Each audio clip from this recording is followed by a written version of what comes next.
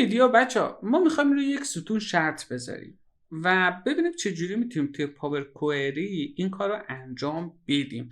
خب خود بخش پاور کوئری، بخش کاندیشنال کالمز، نرم افزار خودش بهتون کمک میکنه که بتونید این شرط ها رو برقرار بکنید. ما خیلی از مواقع نیاز داریم که همینجا توی پاور کوئری این شرط ها رو بذاریم، اون تگ ها رو بذاریم و بتونیم اون مشتری ها رو پیدا بکنیم. خب من میخوام بدونم بهترین ریژنی که مثلا بالای 100,000 تا ازم خرید کرده کدوم ریژن هست. دیتا من یه دیتا خیلی محدودیه که بتونیم نتیجه رو خیلی راحت‌تر روش ببینیم.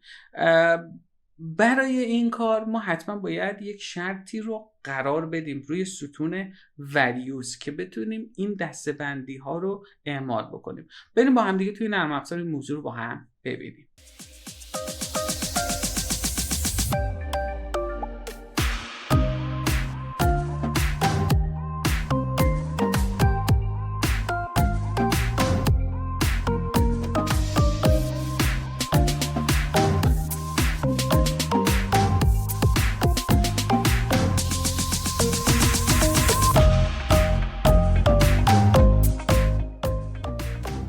من امیر هنرمندم. اگر به این سبک از ویدیو علاقه‌مند هستی ممنون میشم دکمه سابسکرایب رو بزن و دکمه زنگوله رو هم بزن که اگر ویدیو جدیدی اومد با خبر بشی.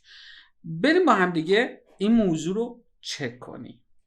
خب از بخش ادت کالم، گزینه کاندیشنال کالمز گزینه‌ای که به ما کمک میکنه، خود نرم افزار به نوعی بهت کمک میکنه که بتونی شرط‌ها رو بذاری. اسم ستونت رو میخوای چی بذاری؟ هر چی خواستی اینجا قرار میدی.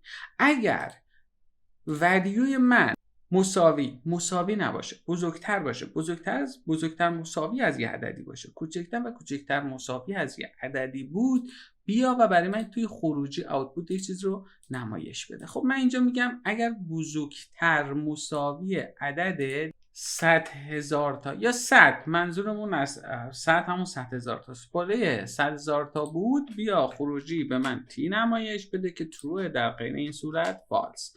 بریم با هم دیگه این موضوع رو ببینیم. خب میبینید ترو فالس. این 90,000 تایی که من فروش داشتم به ریژن وست توی پروداکت A شده F. حالا اگر بخوایم شرایط های دیگه ای بذاریم چی؟ دوباره میام اینجا از آپشن استفاده میکنیم. من میگم اینجا اینو بذار، از بالا میزنم، میگم بالای 150 تا، بعد برو روی شرط بعدی. اگر ولیوی من بزرگتر مساوی عدد 120,000 تا بود، بیا خروجی به من ام نمایش بده. بچه تگا دست خودتونه. و دوباره شرط بعدی میگم ولیوی من بزرگتر مساوی عدد 100,000 تا بود، بیا و خروجی به من n نمایش بده. در غیر این صورت f رو به من نمایش بده. ببینید m n t و f همه شرایط رو به نحو احسن داره برای من پیاده سازی میکنه.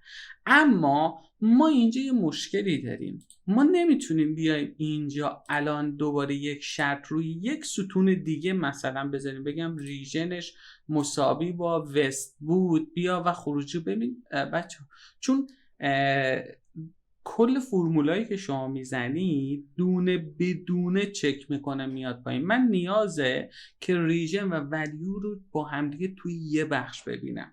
خب اینو ما تو ویدیو بعدی که کاستوم کالمز هست حتما در موردش صحبت میکنیم که چجوری میتونیم اونجا خیلی فرمول با شرایط های بیشتر، یعنی یک شرط بذارم اول رو ستون سیلز یا همون ولیوم، بعد میام شرط وست قرار بدم و شرایط های دیگه ای که بتونم راحت اون چیزی که میخوام و اون تارگتی که میخوام رو از دل دیتام بیرون بکشم.